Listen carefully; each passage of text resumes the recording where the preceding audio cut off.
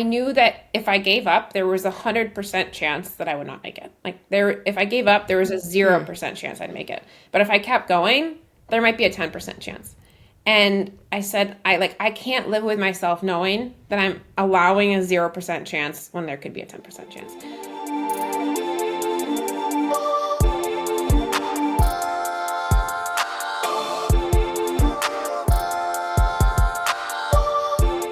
Hey, Unfiltered Waters family, welcome back. Katie and I are, say this every week. I know. So excited about the guests that we have this week, but we really are, I promise. We're self-aware. We're very, yes, we know. We recognize we say that every week, but we really genuinely are that excited. Yeah. So if you guys watched the Paris Olympics this summer, you know this name, you know this face. Today, we have Kristen Faulkner with us on the podcast. And I'm going to go through a bit of her bio first, and then we'll talk about what we loved about the conversation. But it was just so inspirational. I'm about to run through a wall. I know. I think you guys are going to love this. So a little bit about Kristen.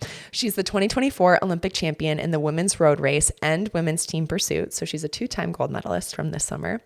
Kristen grew up in Alaska with her 4 siblings and was recruited to row at Harvard. She graduated with a degree in computer science and moved to New York City to start work for a venture capital firm, and then took an introductory cycling class in 2017 in Central Park when she didn't even know how to clip into a bike, and very, very quickly fell in love with the sport. She spent the next 7 years dedicating her life to becoming a professional cyclist. And this summer, she competed in the women's team pursuit and women's road race events in the Olympics, bringing home gold medals in both categories. And she became the first American woman in over 40 years to bring home a medal in the road race. So it just, for all that to happen in 7 years, is unreal. But I think that's what I love so much about what she shares with us is this summer, it was a lot about the glory. Like, oh my gosh, yes. Like, this is amazing. You won 2 gold medals. You were in VC and quit your job and became a cyclist, and now you're here. And it seemed like this picture perfect Cinderella story.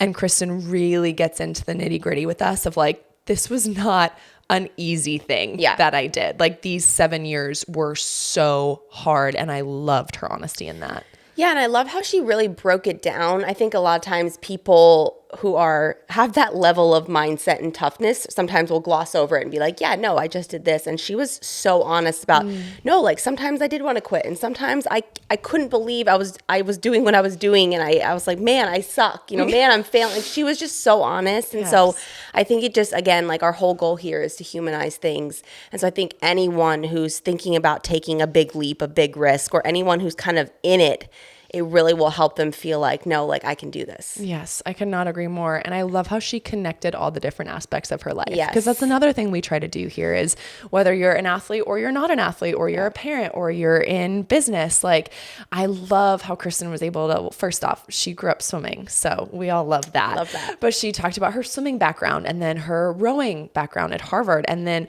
so much about her VC experience and how that impacted her as an athlete and how much she used her experience there to bring it over to cycling and make these decisions. And it was just fascinating to me how she was able to use the tools from every aspect of her life and just merge them. And I think that's so much of what we love about sport and what we love about life is using all these tools that we've learned to help get through different experiences and then to share that with other people. Yeah, well, and I've actually never seen someone who's in it. Like, I know when I left the sport, I then realized, oh, there's so many things that can transfer over. Like, she's, nights before her road race in Paris and using the same skill sets that she used in, her VC firm. So I think that's another thing of like learning how to apply all these skills that we learn in sports, whether you're a high school athlete, college, the Olympics, it's so transferable. It is. You guys, you are going to love this so much.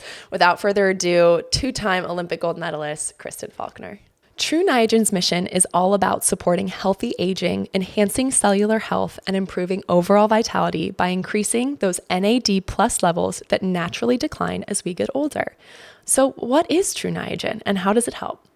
True Niagen boosts and replenishes your NAD+.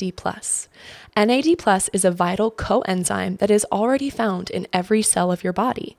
It plays a crucial role in cellular metabolism by helping turn food into cellular energy. So at the bottom line, True Niagen can enhance your health span and combat age-related diseases, unlocking the secrets to a healthier life. And of course, it's NSF certified for any listeners we have that are actively competing. We have a special code for our wonderful listeners. You guys can use code UnfilteredWaters at your checkout for 20% off. I'm so excited to get feedback from you guys on this. Katie and I have noticed a huge difference while using it, and we're so thankful for the wonderful sponsorship of True Niagen. Kristen Faulkner, welcome to Unfiltered Waters. We are so pumped to have you here. Thank you. I'm excited to be here. I'm excited for the conversation. So fun. I don't know if you remember, but Missy and I were in Paris, and I was in the Team USA house, I think towards the very end, and you were in there doing some fun content, and we waved at each other, which was the extent, but I'm glad we actually get to now chat and talk. I feel like that was my experience with so many athletes in Paris. It was like ships in the night, passing. I recognize you. Yep. Hello. Nice to see you. Okay, bye. On to the next thing. I'm busy. Like onto my race, onto a podcast. I actually wanted to meet more Olympians when I was in Paris, but we were staying outside the village.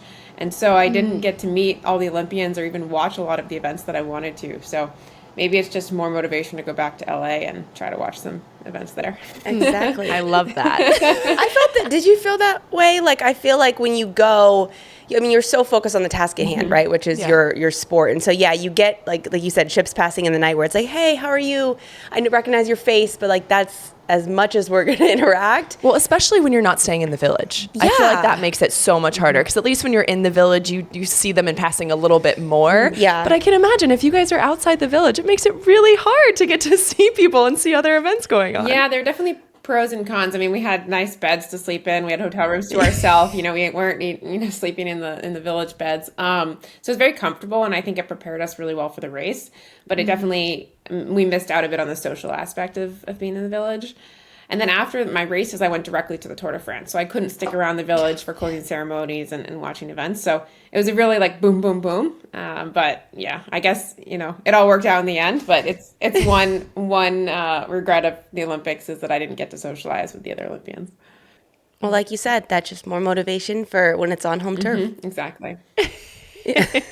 Well, you mentioned Tour de France and everything after Paris. We are so excited to get into all of that with you, Kristen. We're so excited to have you here. Your story is amazing in so many different ways, and we're so excited that you are giving us a chance to share it with our audience. And obviously, Katie and I listened to a ton of your stuff in preparation for this, and it just like never gets old. Like hearing you tell your story is just so amazing. And obviously, after Paris and the summer that you had, it was wonderful to see how many people picked it up and really wanted to share your journey. So we thought we would do what a lot of people have done, but it just makes sense with your journey and start from the very beginning because we just love every part of it. So you grew up in Alaska. You have 4 siblings. So you come from a big family and you had like a very traditional Alaskan upbringing. Like you guys were camping with your parents. You were also camping just as siblings at one point. Like it was just the 5 of you heading out into the wilderness.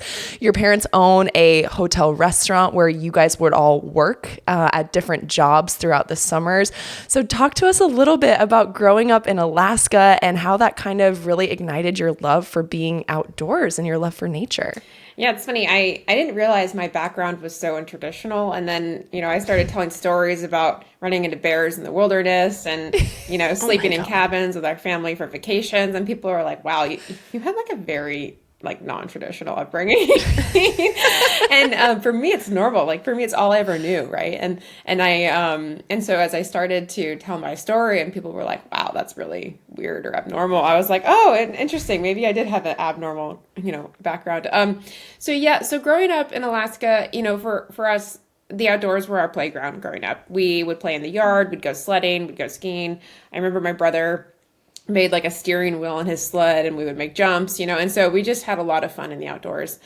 And we'd spend a lot of our summers visiting these cabins across the bay, which are basically cabins that my dad had built with his family growing up. And there was no running water, no electricity. We would go over there, we'd go fishing to catch fish for dinner, we'd go clamming, get clams for dinner. And that was really a big part of my family's summers, was spending time there. And then we'd go on these, long hikes together, whether it was an overnight trip or a week-long trip. And that was really how we spent our summer vacations. My parents had this hotel restaurant that was really busy in the summer. And so, well, a lot of families, went on vacation during the summer, during the holidays to Hawaii or the Bahamas or Costa Rica. We were staying in Alaska because that was the really busy season for my parents. And so we would take, instead of taking vacations, we would take kind of these weekend trips where we go on hikes and things like that. And so I learned from a really young age to really love the outdoors. And I think when I moved to New York City, that's really what ignited me to go to Central Park to start biking. As I was living in this concrete jungle, I wanted to go to Central Park to get some kind of greenery in my life, and some kind of outdoors fix. And so I think the background in Alaska played a big part in me starting cycling later in life, because it was a chance for me to get outside, to explore, and to feel that little kind of resemblance of what I had as a kid. So, yeah. We cannot skip over your casual, meeting up with bears. Have you actually had encounters, legit encounters with, I imagine, with bears, other snakes, wildlife? I'm terrified of those things, so I need to hear more quickly about that. Yeah, my nickname as a kid was Bear Bait, and my mom made me put a bell on my backpack everywhere I went, because I just had this, I guess I was cursed of like running into bears whenever I was in the woods. And so for Christmas, she got me a bell, and I wasn't allowed to go hiking without the bell, because bears, they're not dangerous if you don't startle them, and they only really get dangerous if you startle them. So if you have a bell and you're hiking, they kind of hear you coming from far away. And so my mom made sure that I never went hiking without this bell, because I always had this habit of running into bears. And one time we were hiking, and there was a mama black bear with two cubs, and my head was down. I was kind of hiking in the front of the family, trying to be the independent leader and asserting myself. And I kind of walked right into a mama black bear with two cubs, and they were just on the other side of the bush. And my brother grabbed my arm, and he was only 12 at the time, maybe. And he was like, "Kristen, stop, back up really slowly." And so, yeah, we backed up really slowly, and my family, we waved our arms really slowly and tried to be kind of this, look like a big animal, like a predator, to, get away from it. And it's funny, because when I was younger, I was scared, but not that scared. I think I just had this kind of young, fearless attitude. And now I'm actually way more terrified of bears than I was back then. But yeah, I went on a bike ride one time, and actually a few times, and ran into bears on my bike ride, and they were on the road, or they were crossing the road, so I had to turn around. And so yeah, I think for me, when you bike in Alaska, you always carry bear spray. When you're hiking, you always carry a bear or a bell and bear spray. So for me, that was just part of being in the outdoors growing up. It was part of being in nature, and yeah, part of life, really.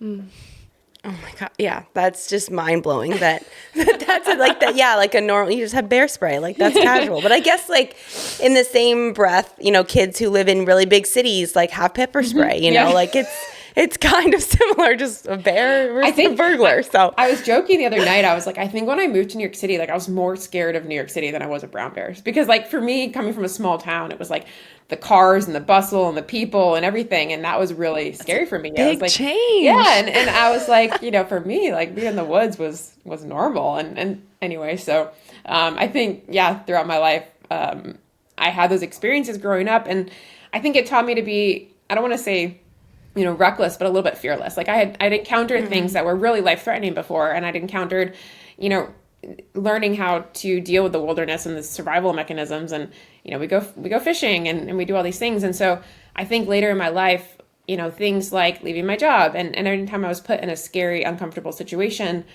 I had known how to navigate that fear before, and the unknown. And I think a lot of that was because of my upbringing in Alaska. It gave me a pretty good sense of perspective on life. I'm what's actually scary? What's actually a big deal? Yeah. And I remember in college, there were a few times where, the kids were like, "Oh, I have an assignment due on Friday, and I haven't started. And if I don't get it done, my life is going to be over. And this is a disaster." And I'm like, "Really? Your life is going to be over?" You're like, "Well, is a bear attacking you?" And so I think I do think that growing up in Alaska, it did give me a different perspective on life, and on what was really actually scary in life, and what was a real threat, and what was a real danger. And I think I took that with me in the various endeavors throughout my life. Well, I want to talk a little bit about your first experience watching the Olympics. So, for people who don't know, you're obviously a gold medalist in cycling, but you swam and you loved swimming. And so, I know my first experience watching the Olympics and seeing females crush it was in Sydney. And it sounds like similar for you. So, talk to us about that experience and how it really inspired you moving forward. Yeah, so growing up, sports were a big part of our life. In Alaska, we were from a small town. We all played baseball and soccer and volleyball and cross country running and swimming and dance. And so sports were always part of our life. And so when the Olympics came on, it was a big deal for us in our household. We loved to watch it. And I remember the first Olympics I ever watched was also Sydney. I was 8 years old. We were in our living room. I remember lying down kind of on my stomach with my elbows on the ground and my hand between my face. And we turned on the TV. And at the time I had just started swimming. I think I had done maybe my first swim meet ever. And I remember, I think Michael Phelps, maybe this was his first Olympics. Yep. He was And 15. yep. And, for me, being a young swimmer, like I wanted to watch the swimming races. And I think what was so exciting for me was I was able to watch women on TV in a way that, the rest of the year, like we watched baseball and football and there weren't women's sports on TV.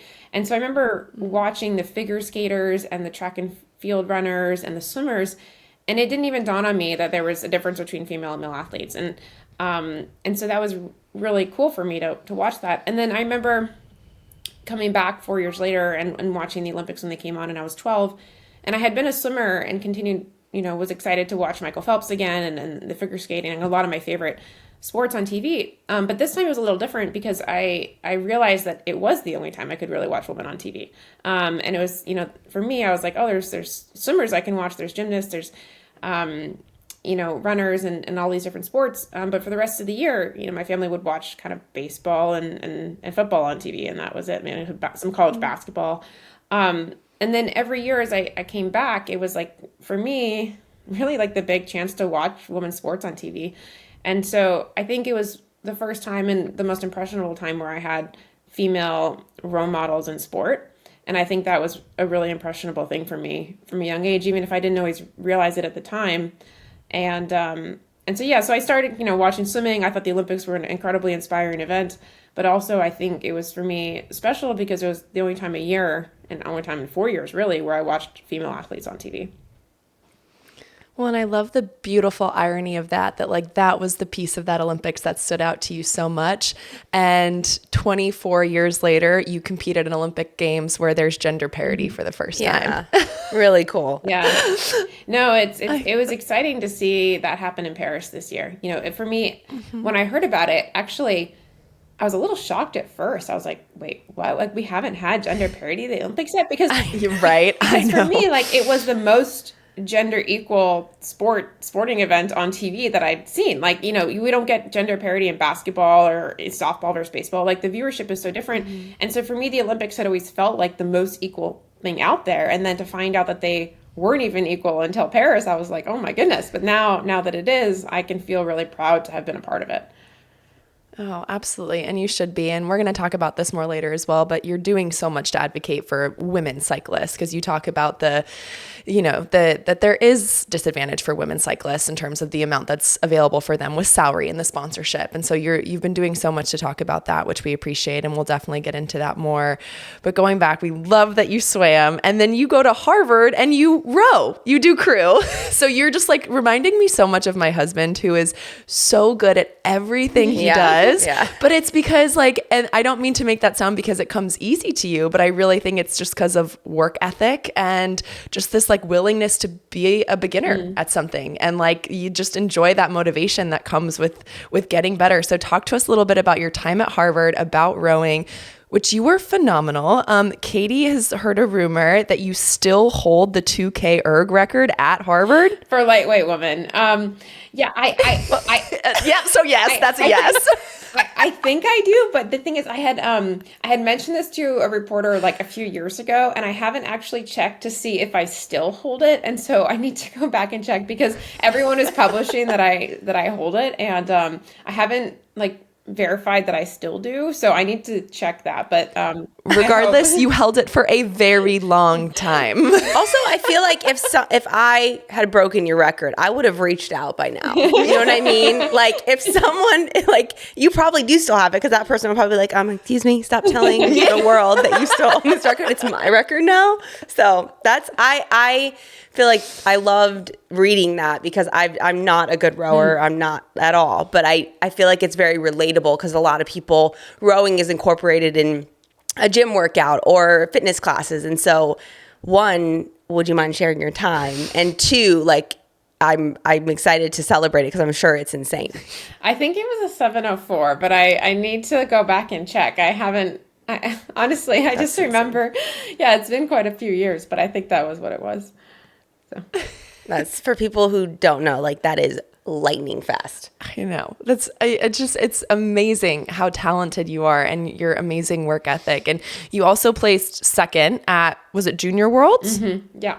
Yeah. So, I mean, so that in and of itself, so talented, could have done rowing. So talk to us a little bit about that experience.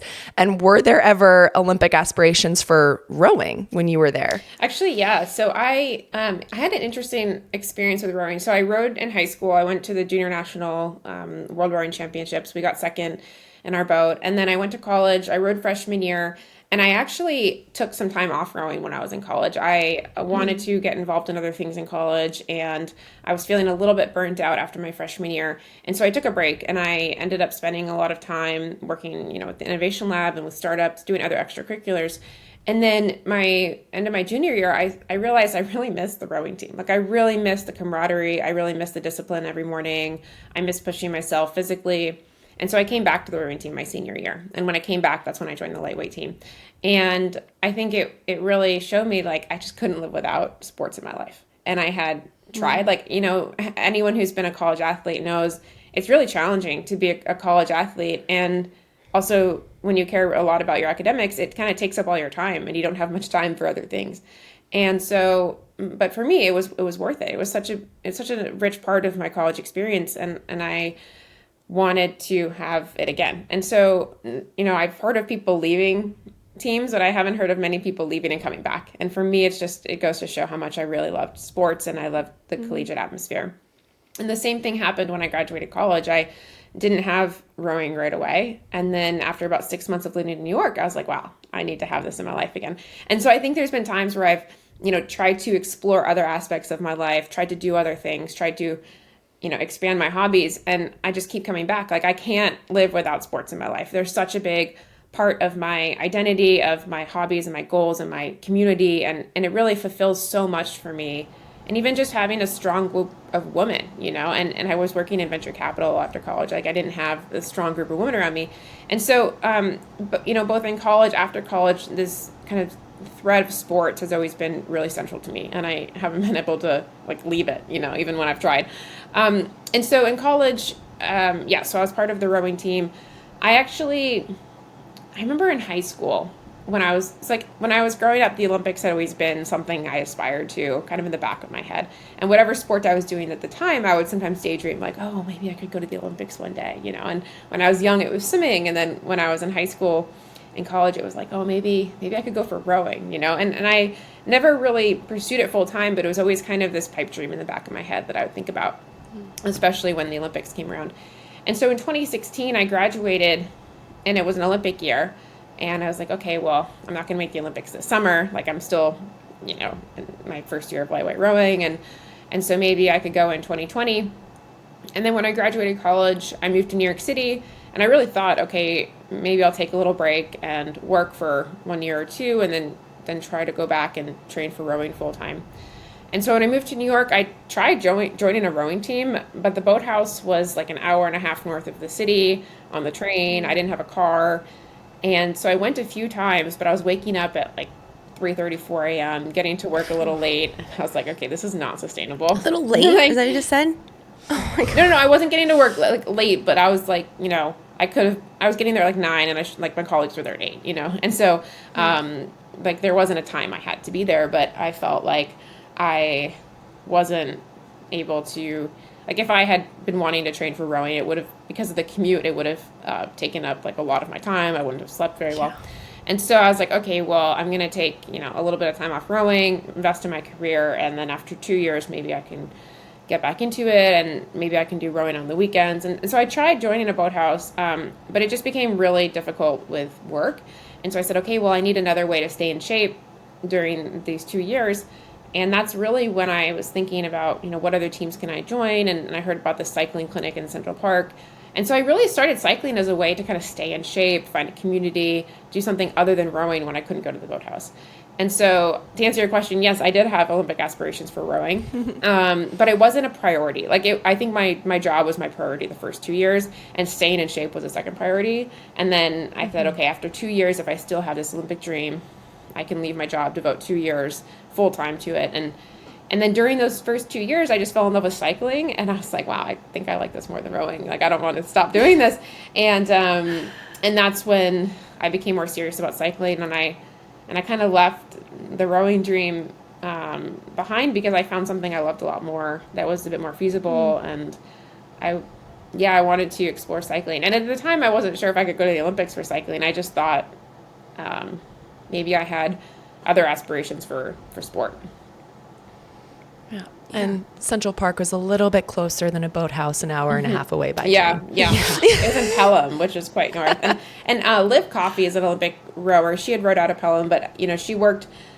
She lived in the north of the city. She had a car. It was a lot easier for her to do that. She'd been rowing for a long time with them, and I think for me it was just starting out with my career. I didn't have a car. Everything was logistically quite challenging, and I think if going to the Olympics for rowing had been my priority at the time, I would have made it happen. I would have moved to Pelham. I would have made it work. But I think I was just at a period of my life where I really wanted to prioritize my career, and I was getting started. I was broke when I graduated college, so I needed to earn a little bit of money. I couldn't afford to just, row full time. And so I think, life kind of got in the way during those years. Mm-hmm. And then later when I was 27, life was still in the way. And I was like, wow, this Olympic dream is still there, and it hasn't gone away. And it's been years and years and years, and it's still shining bright in the back of my head.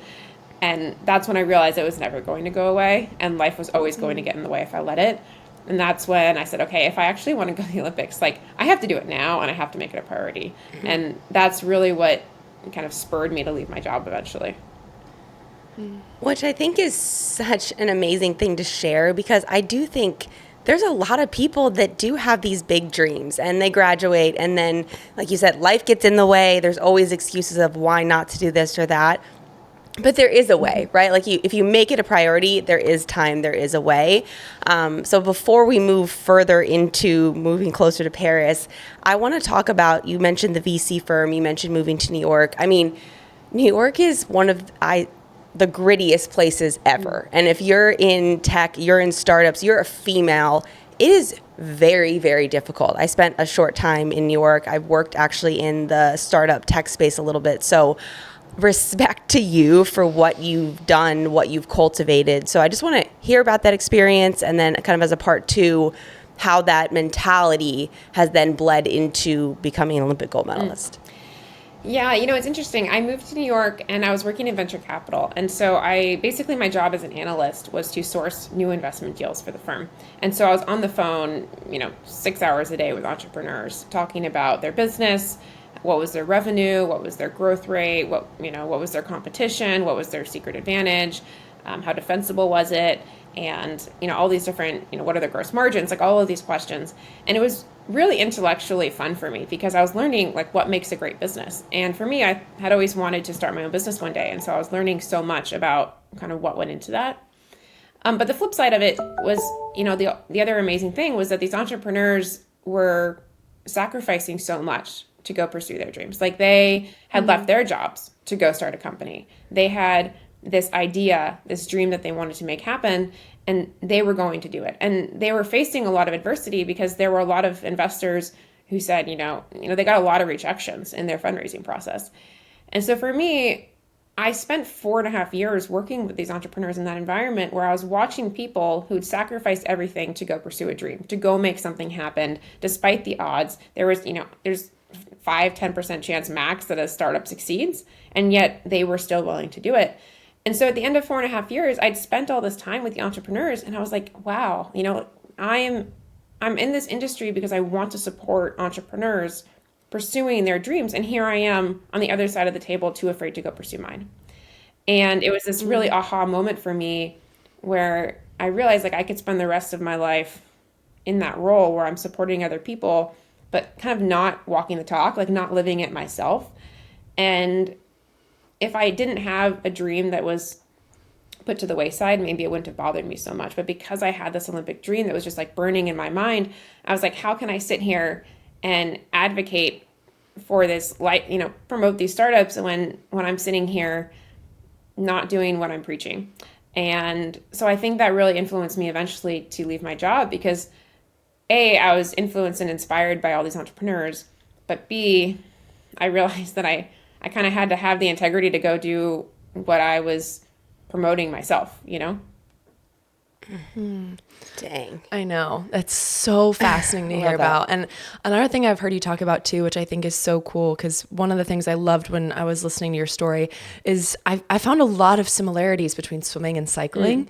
And I loved when you talk about this idea with both your history in VC and then moving into cycling was sort of this idea of delayed gratification, right? Of like in VC, when you're investing in a startup, you may not know for 5, 6, 7 years, like whether or not that's going to be successful.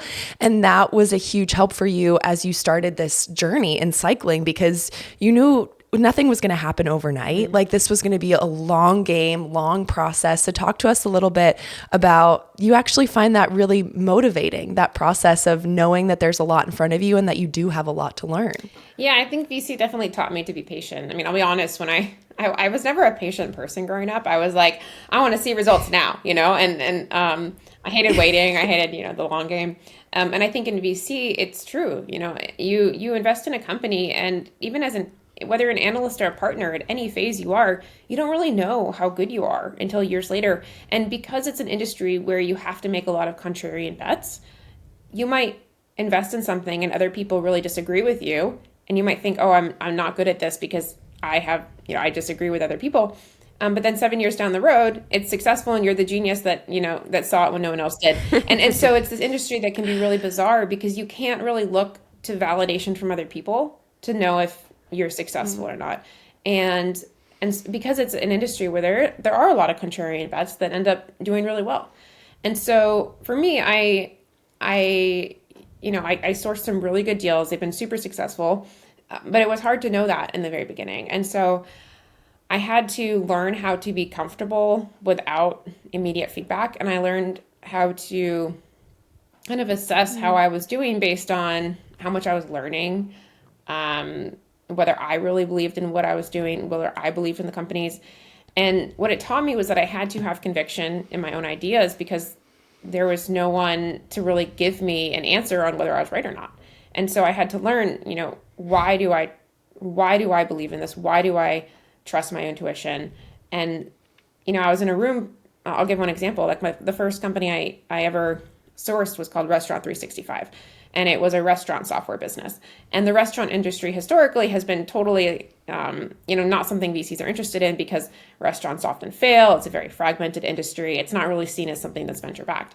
And I had grown up in the restaurant industry in my parents' restaurant and hotel. I'd been working in the restaurant as a busser, bussing tables. My mom was in the accounting office, always frustrated by clunky restaurant software. And so I'd had that background. And then I went into VC and I was like, I really see this as an opportunity because I know it firsthand. And a lot of the VCs around me were skeptical because they said, oh, the restaurant industry is not, venture backable. There's not a lot of companies, in the restaurant industry that have become unicorns. Like it's not really something we invest in. And so as a young 23, 24-year-old, I had to be in a room with a bunch of partners who were twice my age, way more experienced than me. Many of them had worked in venture longer than I'd been alive. And here I was trying to advocate for something totally foreign to the industry and then trust that I had insight that these superstars in VC didn't have. And so from a young age, from a young professional age, I had to learn to really trust the knowledge that I had, the background that I had, and build conviction in my ideas and then stand up for them to people who maybe didn't have that same background as I did. And so I think for me, that experience also taught me, like, I had to be really thorough with my research. I had to be really diligent. But then in the end, if I had a gut intuition, I had to follow it and I had to stand up for it. And later, when I left my job to go pursue cycling full time, it was a very similar experience where no one knew what cycling was in my friends or family. There was no cycling on TV. There was no Women's Tour de France at the time. There was barely any money. I made $7,000 stipend in my first year as a quote salary. And so it was just like there was no one who had the conviction in my plan that I did. And I think from a young professional age, having to sit in a boardroom and advocate for my ideas, being, the young, inexperienced one, and then a few years later having to do the same thing and trust my intuition when the people around me told me I was wrong. Like, I think I only had that confidence because I had to have built it over 4 years of standing up for my ideas. And was that all driven from you and experiences and, as you mentioned, kind of your upbringing, or did you lean on others? Just because I'll speak from my own experience, like that self-doubt and that, having that conviction in a room full of people being like, no, like, you're young, you don't, like, that's so hard to overcome. How did you do that? How did you walk through that? Yeah, I think it was a combination of a few things. I think the first, definitely my background growing up in Alaska. My parents had moved to Alaska when they were 22 years old. There were no cell phones, no internet. They had carved a very unconventional life for themselves, and they had done really well. And they had raised, great kids, and their restaurant was now doing really well. And so I'd seen an unconventional path can actually lead to a lot of success, fulfillment, and happiness. And my parents love what they do. They're really happy. But they did it in a very different way from a lot of their peers when they graduated college. And so I think I had learned from a really young age that you can build a life for yourself that's different, and it can be very successful and you can be very happy. And so that definitely influenced me, having my parents as my role models growing up, because they embodied a lot of that. And then the second thing was I had been in an industry of entrepreneurs where every entrepreneur had a significant chance of failure, much higher chance of failure than success. And yet there were winners, there were unicorns that I was working with. And so I had been exposed to people who'd gone against the grain and been successful. And so I think it was this combination of just throughout my life, I had been exposed to people who had a 10% chance of success, who had the grit, who had the determination, who had the conviction, who had trusted their intuition and gone with it and never gave up and then made it. And so having seen that and witnessed it firsthand, and I'm really up close, both with my parents and with these entrepreneurs, I said, okay, well, it's possible, and there might be something here where everyone's telling me I'm wrong, but maybe I could be right. And it also taught me how to do the thorough diligence that I needed to do. When I left my job, I wasn't doing it blindly. I had talked to other people who had worked in the professional cycling world. I had talked to professional athletes. I had asked, what is the potential for salary? What is the life like? I had gone to Europe and raced for 2 months. So I kind of knew what I was getting into. I had done research on my power numbers and on my, looked at my results and figured out, okay, do I have the strength that it takes to succeed as a professional athlete? And so I learned, how to do all the research and diligence that I needed to build that confidence in my decision, but then also how to kind of build comfort standing up for that conviction when no one else did. So I think it was a combination of de-risking and diligencing, but then also having the confidence to move forward.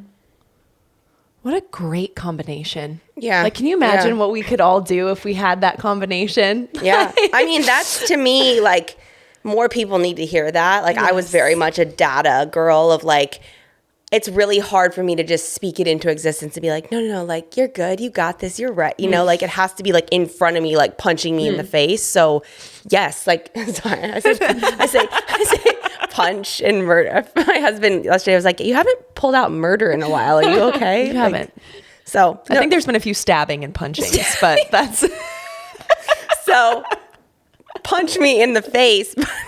But in all seriousness, like, people, I think, yes, like, it sounds like you're a very analytical person, right? Just, I'm not as analytical. Everyone's different. But I do think there's a human component of, like, you have to have proof in some way to really believe in yourself. So many people our listeners can take so much away from that as, like, prove it to yourself, write it down, talk to people, make lists, like, make sure that you feel very, very rooted in your decision and what you're doing, so that if someone does come at you, or if you do have those doubts, it's like, no, it's right here. I got it. Yeah, 100%.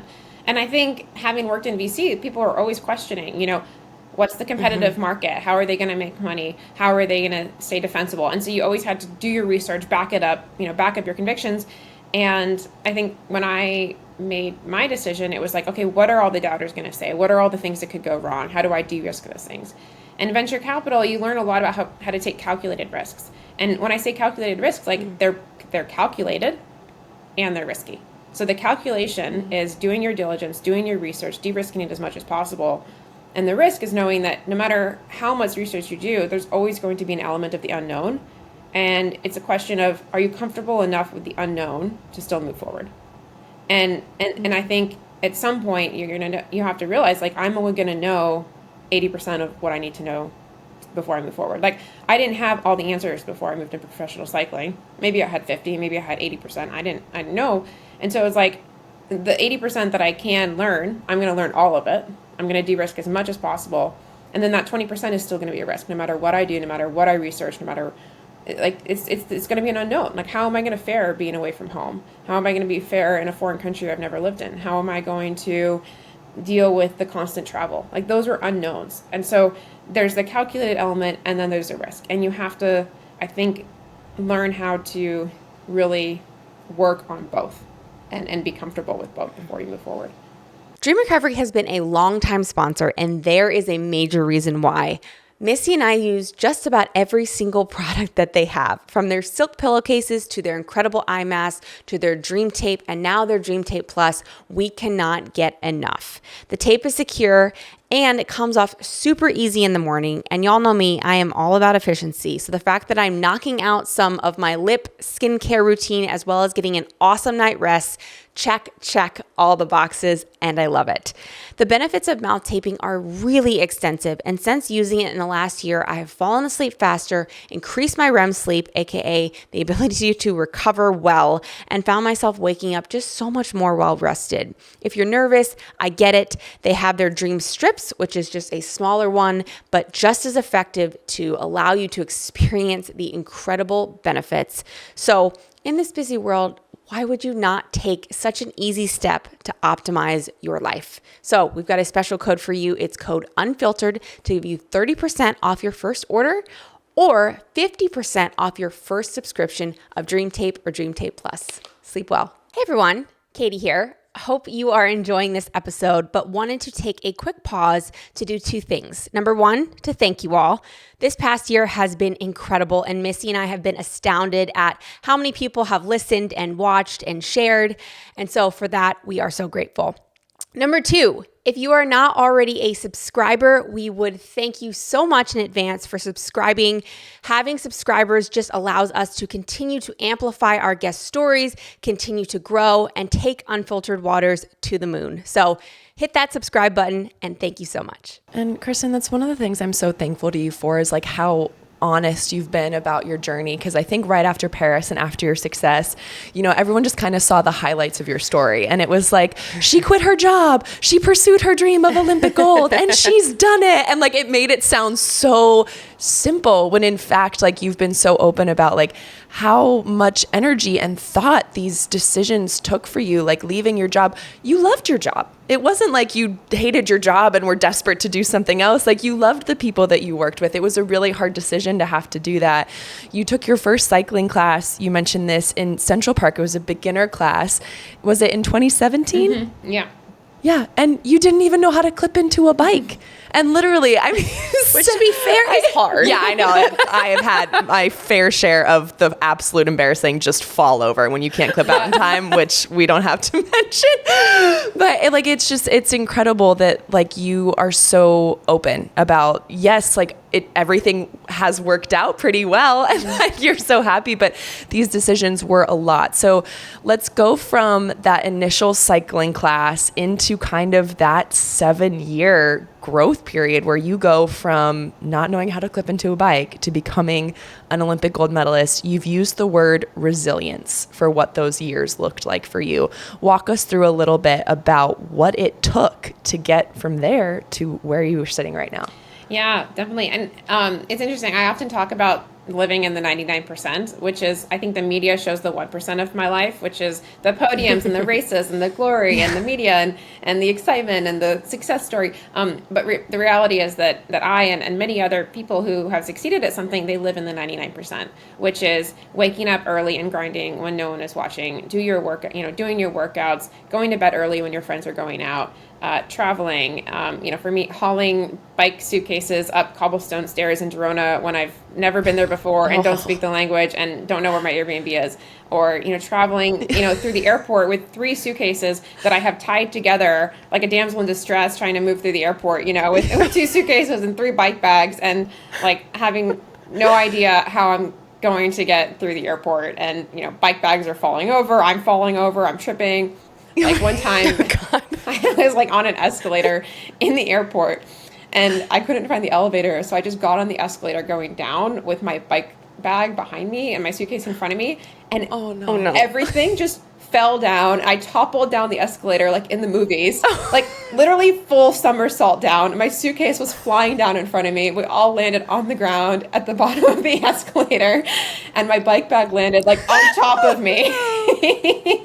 And this was like on my first trip to Europe and I was like, literally, I just hit rock bottom. Like I have no idea. Yeah, and we're off to a good start. All right, now are you someone that cries in stress or that type of thing, or do you get mad? I'm a crier. Or laugh. I broke down in tears. I was like in the airport, damsel in distress, like crying, and I was like, oh my God, like what did I just do? Like this is gonna be my life for however long it takes. Like I could be sitting drinking a kombucha in a nice, comfortable Silicon Valley, office, meeting with entrepreneurs, going to make a lot of money. And here I am with my suitcase and my bike bag toppled on top of me, the entire airport looking at me, security guards coming over trying to make sure I'm not injured. Like that was the 99% that I lived in for 7 years. So like that's what it took, guys. That's like the Instagrammer's reality. Like Instagram is you on the gold medal podium. Popping champagne. Yeah. And then like reality falling over down the escalator. It was straight out of a movie. And it was, yeah. But that's just one example. I could give you so many examples like that where I'm like, oh my goodness, like I am in way over my head. Like this is way too much. So yeah, I mean, I started in New York City, didn't know how to clip into pedals. I started going to practice every morning. I was waking up we had practice, I think at 5 o'clock. So waking up at 4:30 in the morning before going to work, 8 to 12 hour days in the office, going to bed at 9. And there were nights on the weekends where I would wake up at 4 a.m. to go ride my bike, and my friend and roommate was coming home after a night out, and we would cross in the kitchen. And so it did take a lot of discipline and sacrifice those first few years because I was like 20-something in New York City, and I was waking up early, going to bed early. And most of my peers, and pretty much every 20-something-year-old in New York City was out late, going out, drinking, socializing. And I still did that occasionally. But my life did look different from theirs because I had this goal that I wanted to pursue, and it was fun for me and I enjoyed it, but it was very type A fun, and in a city where most 20-something-year-olds are not having type A fun on Saturdays. And so, yeah, that was, the first part. And then I think, move forward when I moved to California, at first I would, train in the mornings. And then every single morning and weekend was spent cycling. And then it was mornings, weekends, vacation days. And then it was mornings, weekends, vacation days. And then asking my boss to work remotely and part-time to go to a trip to Europe, And when I went on my first trip to Europe to really see if I enjoyed cycling professionally, I went to my first race. I was still working. And so I was taking board meetings after racing. Like I think it was a 6 or 8 day stage race, and I would race all day. I'd come back at 6 or 7 p.m. My team would all have dinner. I would have to skip dinner because I had board meetings on my computer. I would have like a protein shake, a baguette, and like cheese for dinner. Like I was like eating on my Zoom calls. I'd have to, I had a protein shake and a water bottle, and I was just like pretending to sip my water bottle during this board meeting, but it was like filled with the calories I needed to recover for my next day of racing. I was on doing Excel spreadsheets in the back of a camper going up and down the French Alps, And so it was it was really hard. And I remember finishing a race, and I had a board call that started like an hour later, and I didn't even get a shower. I like threw on a nice sweater and put my hair up in a ponytail and hopped on the board call with a protein shake and was like, all right, here we go. Let's go. Like, like I am here. And I like had a button up shirt and so that was like my life for a while. And then during COVID even, I remember, working from home, and I would take meetings during the day, and I would have 1 hour in the middle of the day where I could hop on the indoor trainer and go. And so I'd, before my Zoom call, I would get on my bib shorts and cycling, put on my shoes and my socks, take the Zoom call without the person knowing that I'm in bib shorts and cycling shoes, like in the bottom half of the camera. And then as soon as the Zoom call was done, I would like jump on the indoor trainer, start my workout within, 30 seconds, go all out for like 50 minutes, and then, towel off, shower quickly in like 5 minutes, and then get back on the next Zoom call. And so, I was like trying to make You're everything such a work. badass. I know, Like, you're such a badass. like trying so hard to make it work. And I think what people don't see is like there was all of that. I mean, there were times where I went out to train in the morning, got a flat tire, was going to be late for my first morning call at 8 a.m. I was like in a ditch, like I didn't have cell phone service, tried calling an Uber. Yeah, didn't have cell phone service, was like, how am I going to not miss my call? Ended up like hitchhiking in the like on a climb that was an hour from work. Hitchhiked back to town, then got an Uber to work, and then showered at work in like 5 minutes. Showed up to my desk and like made it to the call. And I think I was like 1 minute late. And was like, oh, so sorry, like 1 minute late. Like you have no idea what I went through this morning to make it to this call on time. But like had to be professional and put together and like showed up, and I was like, they have no idea what I went through this morning. But that's what the 7 years was like. And I think, it's not only those challenges, but it's also the mental toll that it takes where you feel like you're failing all the time. Like you feel like to the outside world, it's like, oh, wow, she is like a professional cyclist. She's a VC. She graduated from Harvard. Like she has her shit together. Meanwhile, I'm like in a ditch on the side of the road crying because I can't get an Uber. I'm like showing up almost late to my meetings. I'm taking board calls in the back of a camper in the French Alps after, and it's like internally, like, that is not at all what I feel. Like internally, I was like, I am failing everybody. I am like barely scraping by. I'm like trying to get enough sleep. I am waking up early. I go out and it's pouring rain when I start my workout, and I like walk outside. It's dumping. It's cold. And I'm like, well, like if I don't work out now, I'm not going to get to work out today. So this is my only chance, And so it's those things that I felt for 7 years that I think people, we don't talk about enough. And that's the 99%. And I think it's important to talk about, not just to share my story, but also so that people who are in the midst of it themselves know that it's normal. That like, it's normal to feel like you're failing, to feel like you're struggling, to have moments where you're like, I don't think this is what it's supposed to feel like, but it is. And because a lot of people, they live in the 99% and they feel like, why is it so hard? And am I the only one who's experiencing this?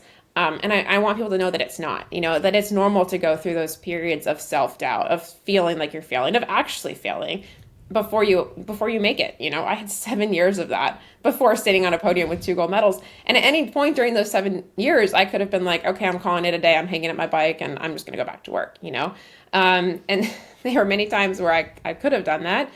And there were many times where I was, in the midst of the struggle, and like, I still didn't know if I was going to make the team for the Olympics. I just still didn't know if I was going to make it as a professional.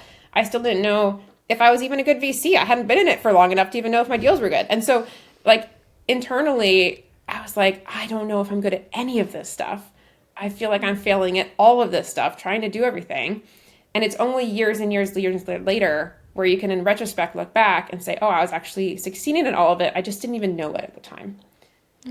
So what was kind of the clap back to yourself when you're like, I don't know, I might have to give up. I might suck at this. Like, what are you saying back to yourself? And I always say it's like winning those battles more often than not, right? Sometimes it is. Yeah, I do suck. Yeah, like sometimes that is the answer. That's just reality. But I feel like the people that come out on the other side of it are the ones that win that conversation more often than losing it. So what was the thing that you said to win that conversation? I wanted it so bad, and I knew that if I gave up, there was 100% chance that I would not make it. If I gave up, there was a 0% chance I'd make it. But if I kept going, there might be a 10% chance. And I said, I can't live with myself knowing that I'm allowing a 0% chance when there could be a 10% chance. And so it was like, how can I intentionally put myself in a position where there's a 0% chance I'll make it? And it was like the hope of that 10% that kept me going, because even if it was 10%, it was something, and something was better than nothing. And I knew that I had, like, the only way I would ever make it is if I kept going. And maybe I would, maybe I wouldn't, but I had to do it if I wanted a chance. And I think I just wasn't willing to give up that 10% chance. And it was because, like, that, when it's like your biggest dream and you have a chance to go do it, it's like people spend their whole life for that chance. And, like, I had that chance. And so why would I give it up even if it was small? And that's, I think what kept me going was just knowing that if I gave up, then there was a 0% chance. And I didn't want to live with 0%. Let the hope of the 10% keep you going. Yeah. Well, let's talk about that 10% because it became a reality. So, I mean, you talked about your double gold in Paris. Talk to us a little bit about Paris. I know there's probably a million things you could say. I think particularly I'd love to hear about how the road race came into play, the team pursuit, the way that you attack at the end. I mean, there's so many things, but just from in your words, what really stands out to you the most? Yeah, so going into the road race, first of all, I think the preparation for the road race and team pursuit were totally different. I think people often talk about how the races were different logistically. Like, one is a 4-hour race, one is a 4-minute race, one is individual more so, the other one is more team. But mentally, they were also totally different. So for the road race, I was the underdog. Like, USA Cycling told me I had a 6% chance of medal. They tried to talk me out of doing the road race. I didn't really actually qualify for the road race originally. And so, like, no one believed in me going into the road race. And I had to, like, kind of pump myself up, like, amp myself up, be like, you can do this, like, you got this, you can, and come up with all the ways why I could be successful. Team pursuit, on the other hand, was the total opposite experience. It was 4 athletes. All of the other 3 had won a medal at the Olympics before, either in Tokyo or Rio or both. And I was the newest member of the team. I was the least experienced. Everyone was expecting us to earn a medal and potentially gold. And I was the only one who never won a medal before. And so I felt like if we didn't, it would be my fault. And so I had this tremendous amount of pressure on me. In one race, no one expected me to do well. On the other race, everyone expected me to do well. And I had confidence in the road race, but a lot of self-doubt in team pursuit. And so having to mentally prepare myself for both events was really challenging because I had to compartmentalize 2 totally different mindsets. One of, being the underdog and being the only one who believed in myself. And then the other one, having to manage this tremendous amount of pressure on my shoulders that I didn't know if I could live up to. And so I think for me, going into the 2 races, I had to really control my thoughts in my mind and figure out how to prepare mentally for those 2 totally different events. And then for the road race, I guess going into it, I actually didn't know that I was going to race. And so for me, I knew that we had a pretty good chance of earning a medal in team pursuit. I knew that the road race, we had less of a chance. And I knew that for me, walking away from the Olympics with 1 medal was way more important than having done 2 events. And so I actually didn't want to do the road race if there was any risk that it would hurt team pursuit. And so I knew that there was a high risk that the road race would fatigue me, that there were crash potentials. Like, there were lots of things that could happen. I thought I could do really, really well in the road race. I thought actually I could win and I thought I could get on the podium, but there were risks involved. And so for me, like, it would have been great to do the road race, but not if it impacted my chances of getting a medal. And so it was actually like a few days before the road race, I was going back and forth. I was asking my mentors, asking my team, like, should I do the race? Should I not? What do you think? Do you think I'm medal capable? Am I crazy for thinking I'm medal capable when no one else thinks I am? Like, what are the factors that could cause me to, and if I were to win, how would I win? And so I was really, really deep in contemplation for the days and days leading up to the road race. And it wasn't until the day before that I actually decided to do the road race, because I was just going back and forth. And I was like, I want to make the right decision. Like, I really want to do the right thing. And I just don't know what it is. Like, and I want to do the right thing by my team, by USA Cycling, by myself, by everyone. And I really think we can win 2 medals. Like, no one thinks we can win 2 medals. I really think we can win 2 medals. And I just don't know if I'm right. And then I had decided, like, the morning, the day before, I wasn't going to do the road race. I was like, you know what? It's better to be safe than sorry. I'm not going to do it. I'm just going to, put Team Pursuit first and call it a day. Go and try to win a medal at Team Pursuit. Go all in on one. It's better to do that than to, risk trying to do 2. And it's my first Olympics. I don't know if I can handle 1 pressure, let alone 2 events with pressure. And so I just decided I wasn't going to do it. I was like, play safe, better be safe than sorry. And then I think I watched the men's road race that day, and I saw someone Remco win with a solo attack. And I was like, that was exactly my plan. Like, the course is really suitable for a last minute attack. I had spoken to my parents a little bit. I spoke to my coaches a bit more, and everyone was like, yeah, you could do the road race, but, there's just a risk that it could impact Team Pursuit. And anyway, so I went back and forth. I went up to my track coach and I said, look, if you really don't want me to do the road race, like, I'll let you tell me not to do it. Like, I want to make sure that you feel comfortable with me doing the road race, because I know that your priority is track, and I want to make sure that you feel like I'm ready for the track. Because if you feel like if you feel like I might not be ready, then I really can't do the road race, And he said, look, of course I want you to only do Team Pursuit because I'm the track coach. But I also think you are ready for Team Pursuit. I think you've prepared everything you need to prepare. And so I'm not going to make this decision for you. And he's like, I think you could do well, but like, for me, I'm coming from the track perspective. Like, I'm your track coach. I don't have this other road race that I'm also trying to win a medal for. Anyway, so I went back through and I figured out all the reasons why. Like, I wrote down all the reasons why I thought I could do well in the road race. Like, it was 4-minute efforts, which I've been training for all season, small field sizes, small team sizes, no race radios, physically long race, like, all of the different factors. And I said, like, I don't think people are looking at this race with all of these unique factors that are specific to this race. They think, they're looking at my win rate in other races. They're looking at, just historically, we haven't won a medal in the women's road race in 40 years, and therefore, Kristen's chances are also really low. And I was looking at it as, like, what is this specific race? What are the factors in this specific race? How is I specifically trained for the summer? And I basically did what I did in VC, which is, like, I'm doing my diligence, and then at the end, I have to trust that there's going to be a little bit of unknown, but it's a bet I'm willing to take because I really trust the diligence I've done and the research I've done that's shown that I could actually win this race. And so I was like, you know what?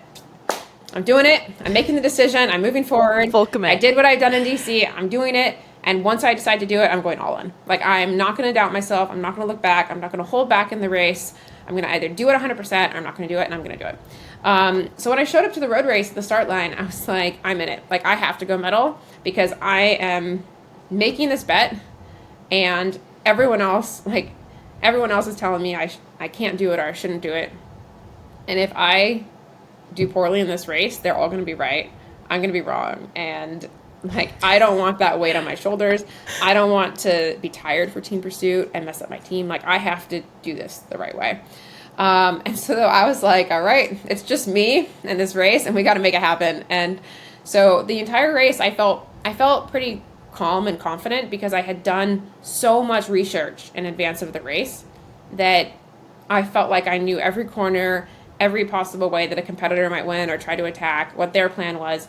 And I think the reason I felt so composed going into the road race is because I had been forced to do so much diligence and research on the race beforehand to even see if I should race, that by the time it came along, I was like, I think I've studied this race more than any other athlete here, and I do think it's similar to what I was doing in VC, which is, when you invest in a deal, you have so much conviction despite the odds because you've had to. Like, you've done so much research to stand up for your opinion, and you only do it if you have conviction, because otherwise it's like, if you don't have conviction and no one else does, well, you probably shouldn't do it. And so I think, my experience in VC really helped me with that decision to do the road race despite the odds. Yeah. Oh my gosh. And we're talking, I mean, this is 97.9 miles, 5,600 feet of elevation gain. And you talk about, oh, I think there looked like a good chance for a late overtake. The last 2 miles, you just look like you got jet engines on the back of your bike. I mean, Kristen, you win gold. You mentioned first medal in 40 years for women's cycling in road race for USA. You get gold. What were you thinking in those final 2 miles of that race? So we came back. Let's see. There were two of us chasing the front two. And as soon as we were about to be a group of four again, I was like, wow, there's 4 people and 3 medals. One of us is not going to get a medal. I cannot let that person be me. It will not be me. It will not be me because I have fought and studied and researched this race. I have gone against everybody's opinions telling me I shouldn't. If I get to the finish and I get 4th place after doing this really hard race, after convincing everyone I have a chance at a medal, and I barely miss out, like I don't want to go back and have everyone tell me I told you so and have a terrible team pursuit. Like if I did this, I need something to show for it. And so then I was like, well, how do I win? Like, how do I win from 4 people? And I knew that I had the weakest sprint of all of them. And so I said, wow, if we go to the finish line together, I'm going to be the one that doesn't get a medal. Like, I am going to be 4th place. Mm-hmm. And I knew I couldn't let that happen. And I said, well, I've won by last minute attacks several times this year. It's kind of my signature move. It's the best way. It's my only chance at winning. And if I go and it fails, well, I'll probably have gotten 4th anyway in a sprint to the finish. So like, this is like a flat ride or die. Like this is my chance. Like this is my only chance at getting a medal. I wasn't even thinking this is how I win. I was thinking like, this is the only way that I could not fail. Like this is my one shot at making it. And it was interesting because it was kind of a do or die move. It was like either I get 1st or I get 4th. There weren't many scenarios where I could get 2nd or 3rd in this race. And so, but it was similar to like when I decided to leave for cycling. It was like, if I don't do this, my chances are 0. And if I do it, maybe there's a small chance it makes it, but it's the only way that I could get a medal. And so I knew, and then I started thinking, okay, well, where's the best place to attack? How do I attack?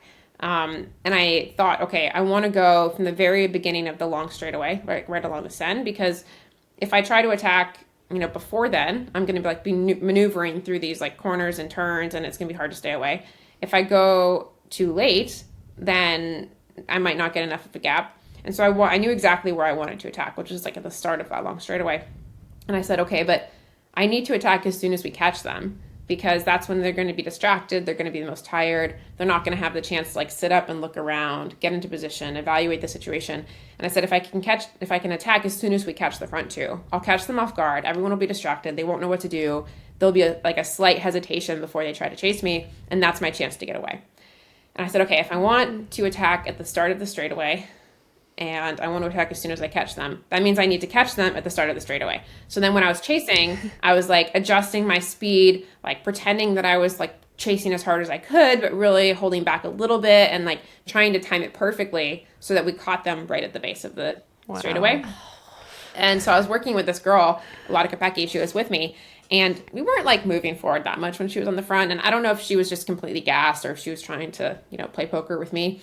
But then when we took turns and I was in the front, I was like, okay, I'm going to work hard, but like time it perfectly so that we catch them at the start of the Seine. And so then when we did the final push to catch them, I wanted to be in front of Kopecky because I wanted to make sure we timed it right. And I also wanted to have a bit of momentum to come from behind, because when you come from behind, they don't see you. And that's what I wanted to do to the front too. And so, yeah, as soon as we caught them, I was like, head down, we go, we're doing this, we're all in, like, there's no looking back, this is my one shot to make it, and, like, it's do or die. Like, at this point, it's do or die. I'm going to go to the finish line, I'm not going to look back, I'm not going to celebrate early, head down all the way, this is, like, 4 minutes of pain, like, this is the moment your entire life has been waiting for, like, it comes down to now, so, like, you're going to do this, you're going to go all in, and you're not going to look back. And that's what happened. And I put my head down. Chills.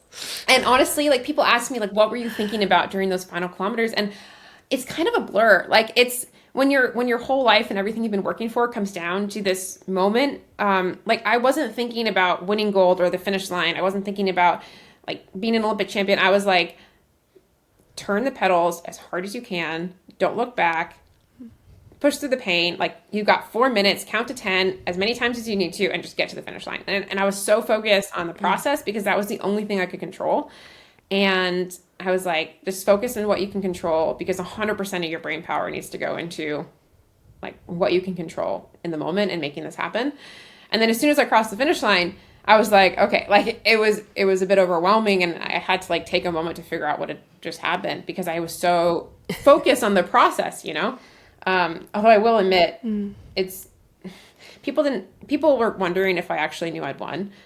So I did know I'd won when I crossed the finish line, but I kept riding, and people might not understand this unless you're like an athlete that's been in it, but like I had a race 2 days later, and I had promised my team that I would recover for it. Yeah. And so like the first thing was like, I need to spin my legs because I have a race in 2 days. So like I crossed the finish line, and I was, like, oh my God, I just won. But also like I have a race. I'm still in the middle of work. Like I got to keep spinning. And it wasn't until like a few minutes later where the media came up with the cameras, and I was like, oh, wow. Okay.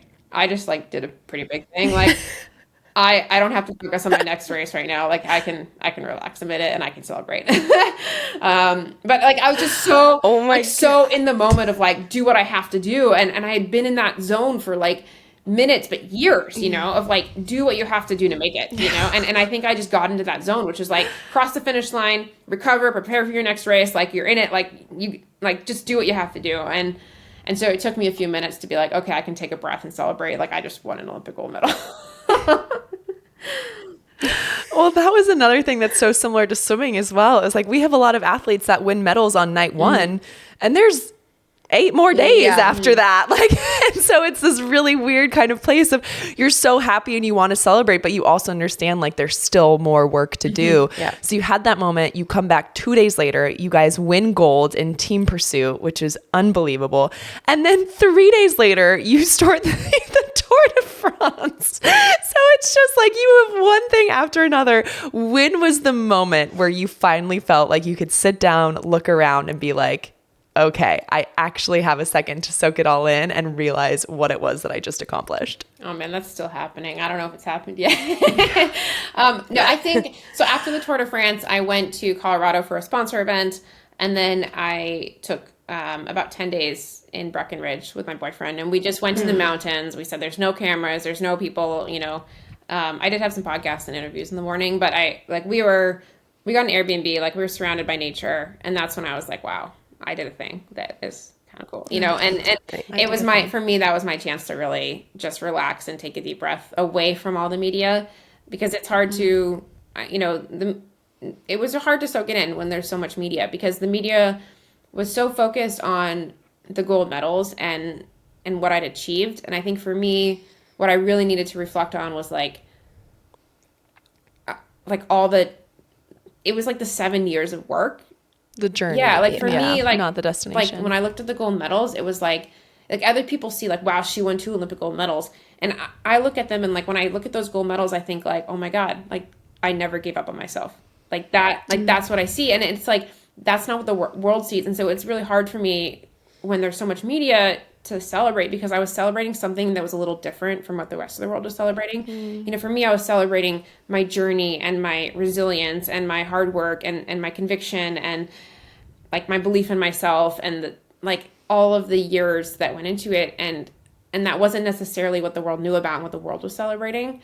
So I had to like remove myself from all of that to really process what I had done. And I think I've done that a little bit now, but I also think I still have more in that journey to reflect on and to appreciate. And I think it's going to happen, over the next few months as I really process it all.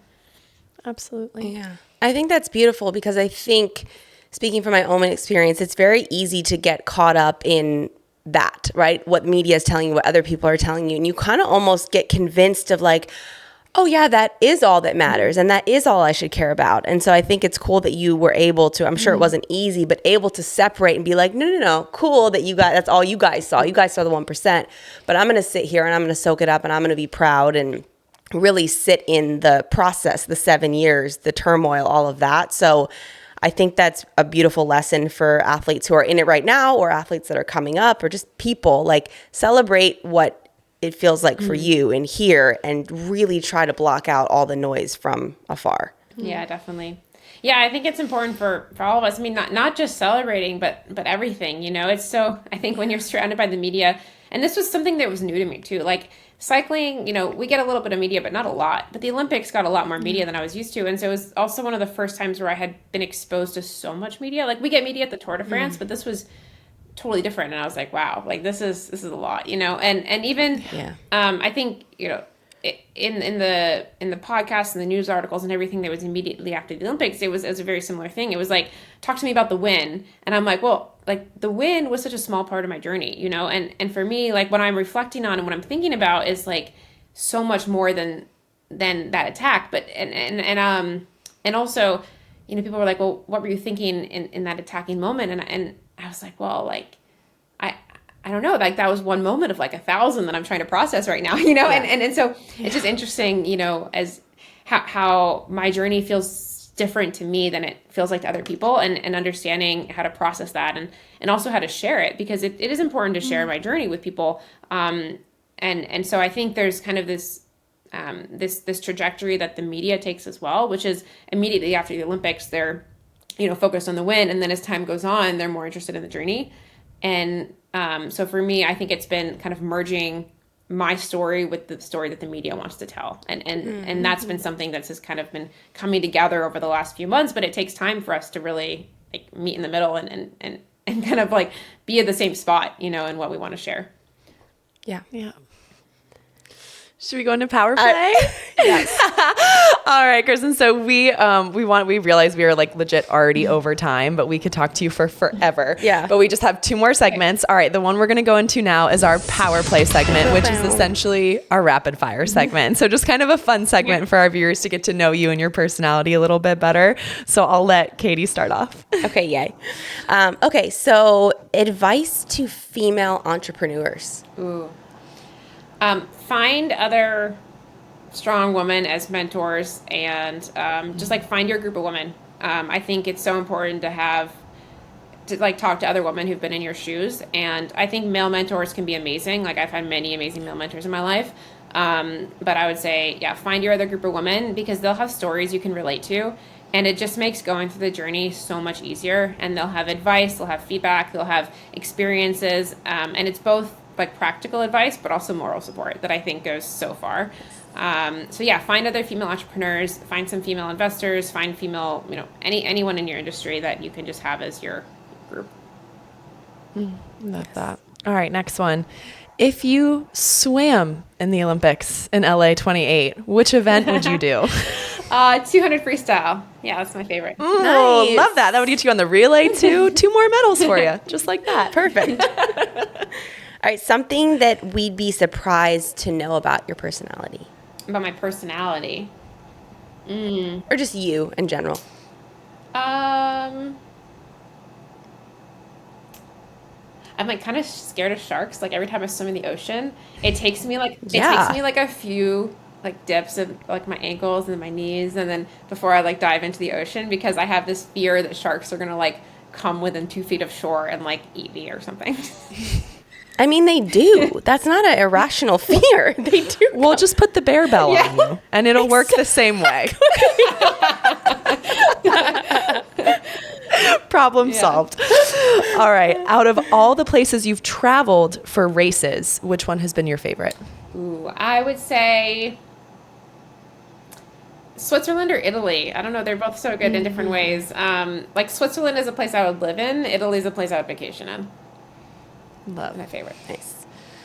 Okay, best or favorite way to relax or downregulate?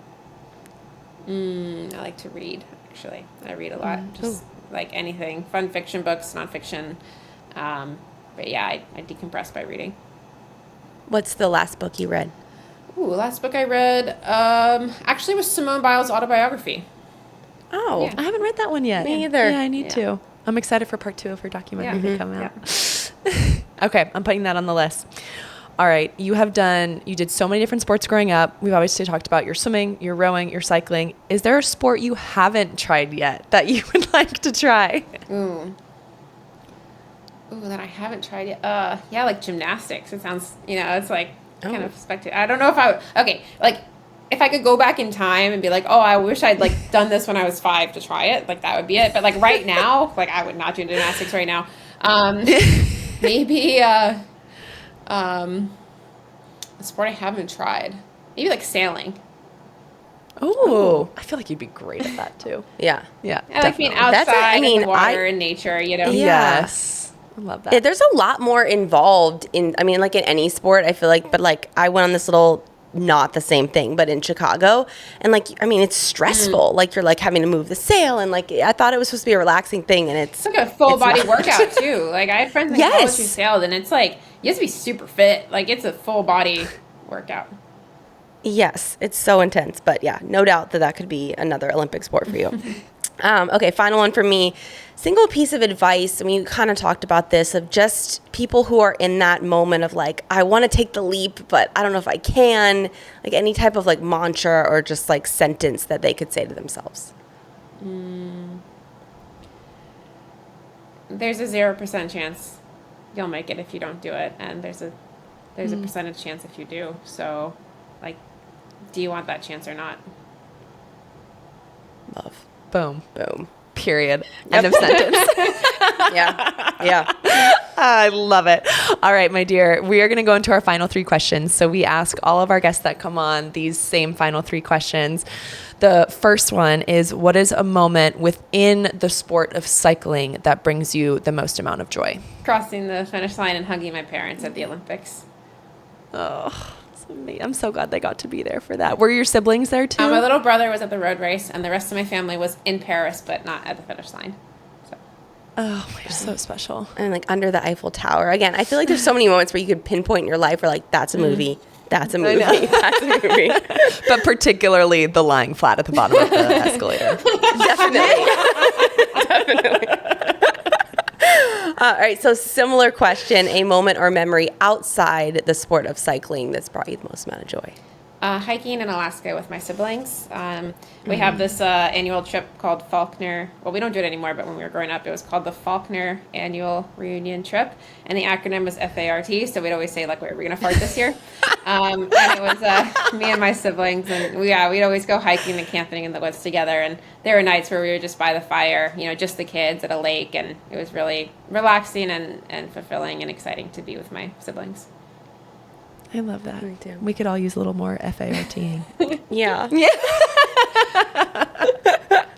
All right, final question. If you had to pick one word to encompass either your journey up until this point or something that you're really focused on moving forward, what would that word be and why? I'd say up until now, just resilience, because there were, years and years of just so many things that I could have quit over, and I don't think I was the most experienced or talented bike racer at the Olympics. I think I just never gave up for years and years and years. So I think, there were a lot of things that go into being an Olympic athlete. But for me, I think the number one was just resilience. Agreed. Absolutely. We can tell that in every part of your story. Yeah. I feel like a headline in your life, like if someone had a newspaper headline, would just be like, do or die. Like that is just like the amount of times where it was just like, do or die, like, which I very much relate to. That's not quite murder. That's like die. No, there's dying involved, but it's okay. All right, well, Kristen, thank you so much. I mean, just sitting here listening to you, I'm inspired. I know our listeners will be inspired, and we just really appreciate you taking the time, sharing your story, and can't wait to see what's next for you. Thank you so much. I really appreciate it. And thank you guys for the conversation. It's really enjoyable for me.